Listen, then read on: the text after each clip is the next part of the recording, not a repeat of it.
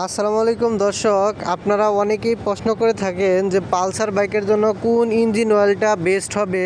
একটা engine oil দিয়ে কত কিলো পর্যন্ত চালানো যাবে বা কত কিলো পর্যন্ত চালালে ইঞ্জিনটা ভালো পারফরমেন্স দেবে।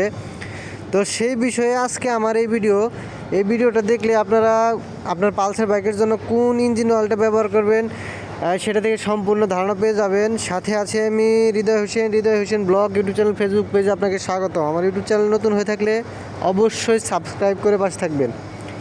তো এখন আসেন, পালসার বাইকে আপনারা কোন মোবিলটা ভরবেন বা কোন ইঞ্জিন অয়েলটা আপনারা ভরবেন। আমি যেটা মনে করি, বর্তমানে কিন্তু আপনারা জানেন যে ম্যানুয়াল বুকের মধ্যে একটা মোবিল সাজেস্ট করা আছে, বাজাজ ডিটিএসআই। এর আগে আপনারা জানেন যে একটা মোবিল সাজেস্ট করতো যে হচ্ছে সুপার 40। তো আপনারা এখন কোনটা ইউজ করবেন? অনেকে দুটো না থাকেন যে সুপার 40 ভরবেন নাকি বাজাজ ডিটিএসআই ভরবেন, কোনটা ভরলে ভালো হয়। দুইটাই তো বাজাজে সাজেস্ট করে ম্যানুয়াল বুকে। তো এখন আমার কথা হচ্ছে, আপনারা অবশ্যই যারা হচ্ছে পালসার বাইক ইউজ করেন তারা বাজাজ ডিটিএসআইটা ইউজ করবেন, কারণ বাজাজ ডিটিএসআইটাই হচ্ছে পালসার বাইকের ইঞ্জিনের জন্য ভালো একটি ইঞ্জিন অয়েল। আমি পার্সোনালি নিজেই বাজাজ ডিটিএসআইটা ইউজ করতেছি। এটা দিয়ে আমি প্রায় 55,000 প্লাস 56,000 প্লাস কিলো চালিয়ে ফেলেছি বাজাজ ডিটিএসআই। এছাড়া অন্য কোনো ইঞ্জিন অয়েল কিন্তু আমি ভরিনি। আমার পার্সোনাল মতামত বা আমার এই 3 বছর চালানোর প্রেক্ষাপটে আমি বলতেছি যে আপনারা যদি বাজাজ ডিটিএসআই ইউজ করেন তাহলে আপনার বাইকের ইঞ্জিনটা যথেষ্ট ভালো থাকবে। কারণ হচ্ছে যে একটা বাইকের ইঞ্জিন ভালো রাখতে বাজাজ ডিটিএসআই অনেক ভালো কাজ করে। আমি এই বাইক থেকে কিন্তু মাইলেজও অনেক ভালো পাচ্ছি, 50-এর কাছাকাছি। সেক্ষেত্রে কিন্তু বাজাজ ডিটিএসআইটাই হচ্ছে একটা ভালো কাজ। আর সুপার 40 কারা ইউজ করবেন? সুপার 40 হচ্ছে যে 100 সিসি নিচের যে বাইকগুলো আছে, 100 সিসির নিচের বাইকগুলোতে সুপার 40 ইউজ করবেন। কারণ বাজাজ ডিটিএসআই হচ্ছে 100 সিসি প্লাস গাড়ির জন্য। যাদের বাইক 125 সিসি 150 সিসি তারা হচ্ছে আপনারা ডিটিএসআই ইউজ করবেন। তো এখন আসেন, কত কিলো পর্যন্ত চালিয়ে আসলে আপনারা ইঞ্জিন অয়েলটা ড্রেন দিবেন। আপনারা জানেন যে বাংলাদেশে সবাই বলে থাকে যে 1000 কিলো পর একটা বাইকের ইঞ্জিন অয়েল ড্রেন দিতে হয়, তাহলে বাইকের ইঞ্জিন ভালো থাকে। হ্যাঁ, আমিও বলবো যে 1000 পর ড্রেন দিলে বাইকের ইঞ্জিন অয়েল ভালো থাকে, ইঞ্জিন ভালো থাকে।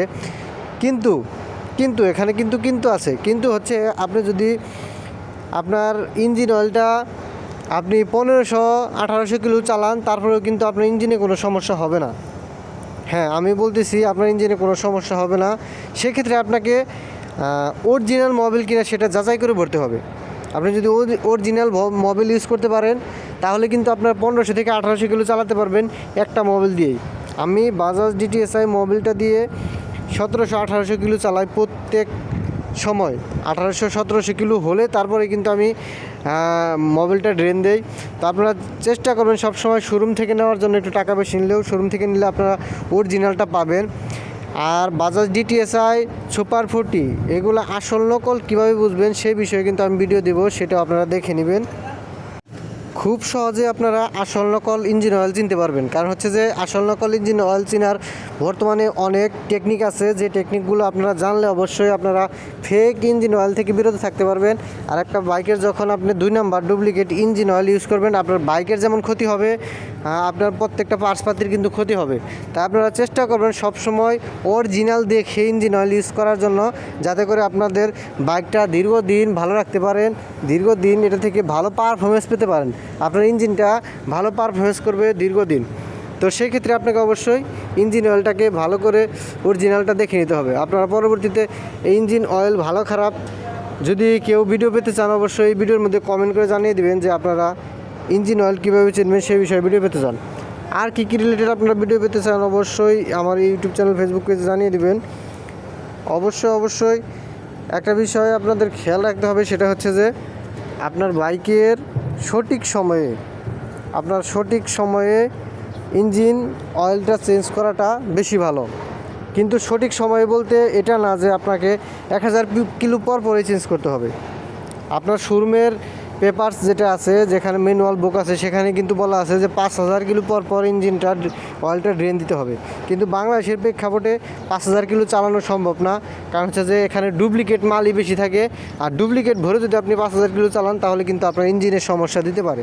সেক্ষেত্রে আমি বলবো যে আপনারা অল্প অল্প কিলো চালাবেন, কিন্তু এর মানে এই না যে আপনি 1,000 কিলো চেঞ্জ করবেন।